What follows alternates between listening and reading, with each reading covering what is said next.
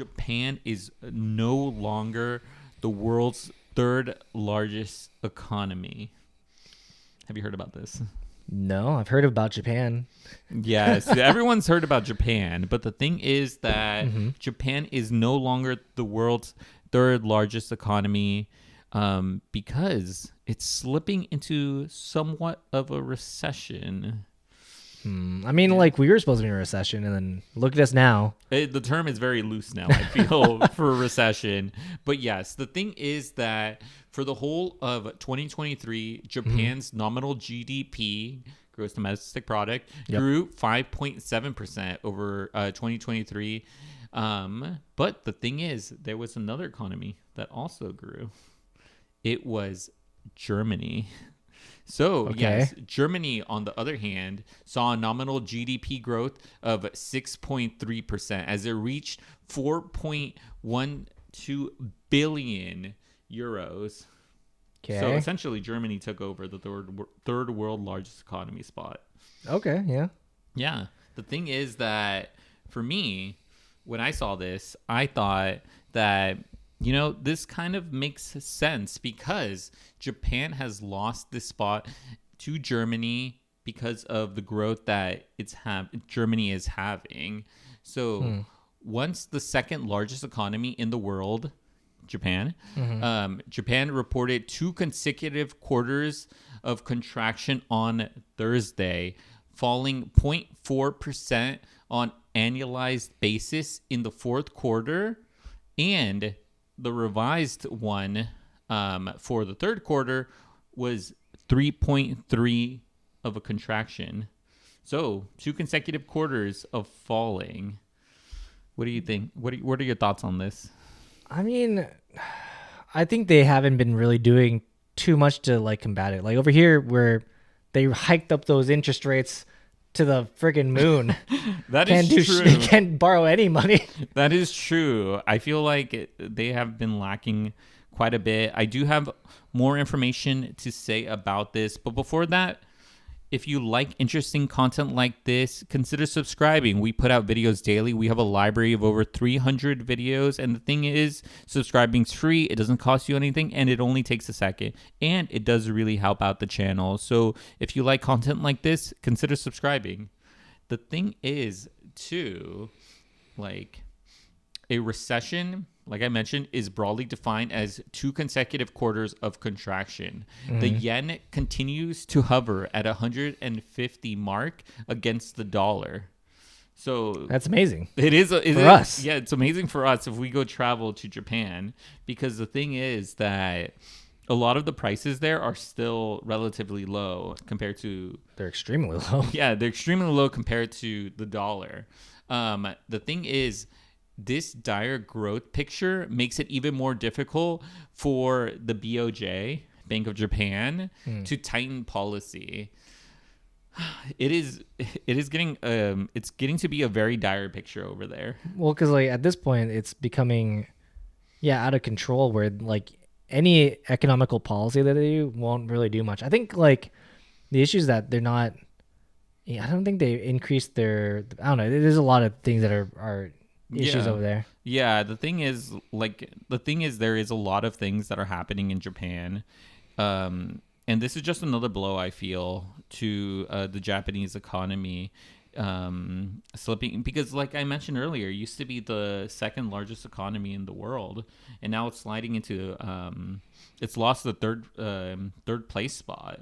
The thing is that I think that they are showing growth, but at the same time, they're also like lagging behind in terms of what they could export. Because if you think about it, it's it's still such a small country, like relative in size, that it needs to do a lot. I feel it needs to do a lot to change course on where it's currently going.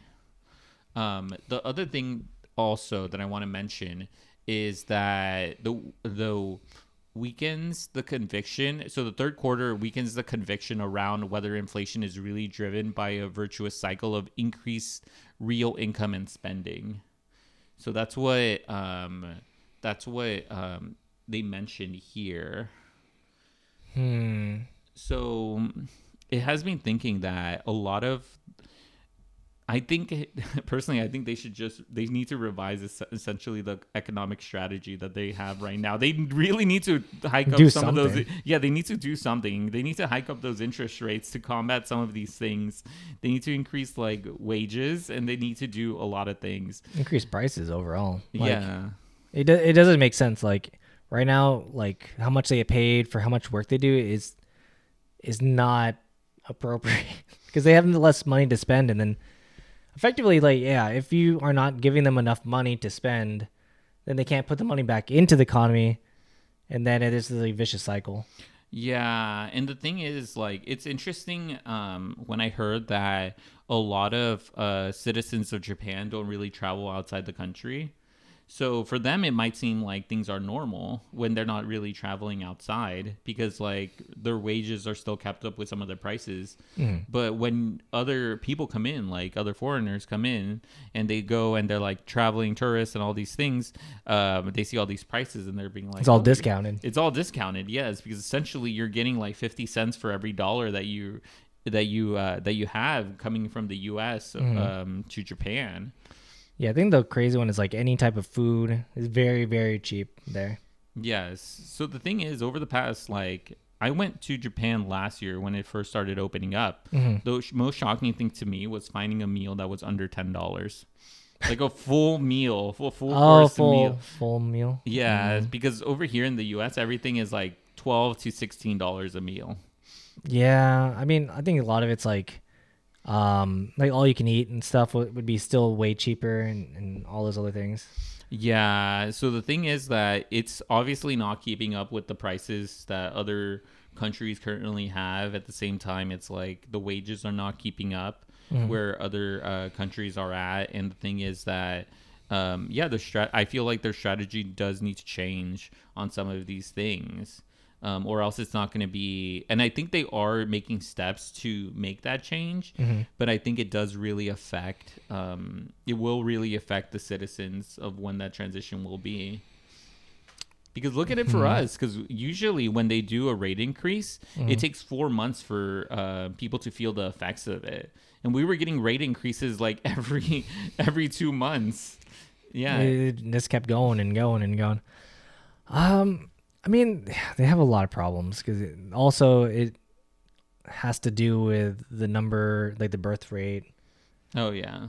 and like the number of people working and the amount of time they're working versus the time that they're going out and spending money. And I mean, like the buyer, the power of their currency versus others.